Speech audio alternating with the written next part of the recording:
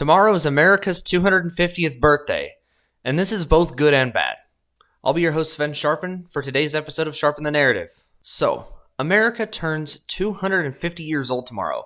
It's a huge celebration. I've got my hat on. I'm absolutely ready to have the biggest American birthday bash of the decade. So we've had some really good rallies, the UFC celebration. We got the Great American State Fair coming up right now. We've got all sorts of celebrations. We got the World Cup. That's been a huge blessing. And for the first time ever, the Times Square Ball has dropped on a day that's not New Year's Eve. We already had the first one for Guam, and they're doing one for every time zone. So there's 7 more for the rest of the day. So this has all been huge.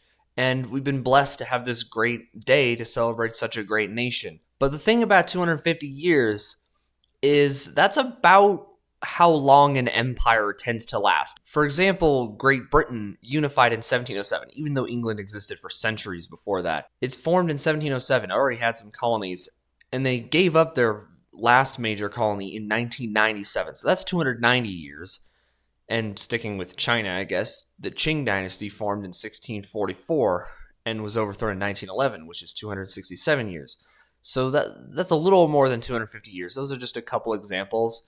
And yeah, there's some empires that have sort of diverged from that. So we got Rome, which lasted for well over half a millennium, and the German Empire didn't even last 50 years. So 250 tends to be about the average.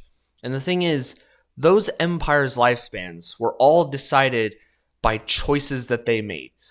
Britain could have easily kept its empire into the 21st century, but they voluntarily gave it up. The Qing didn't bother to industrialize, they fell behind, they had an overbloated bureaucracy, and ultimately got overthrown.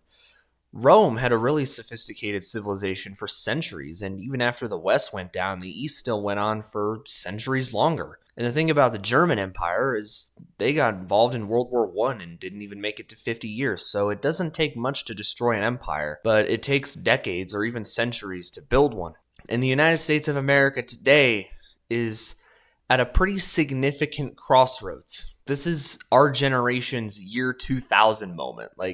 We're starting a new era in American history. We're celebrating 250 years of freedom, and we have a choice in front of us. We can either be apathetic and let our country fall to the communists and other horrible leaders that we have seen get forced in with very low voter turnout, or we must do everything we can to protect our country and keep it going for another 250 years, and by God's grace we will.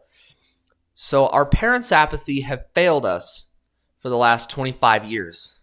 And it's our generation's choice to make up for what our parents, now I'm not saying my individual parents did anything wrong, but for what generations before us messed up on.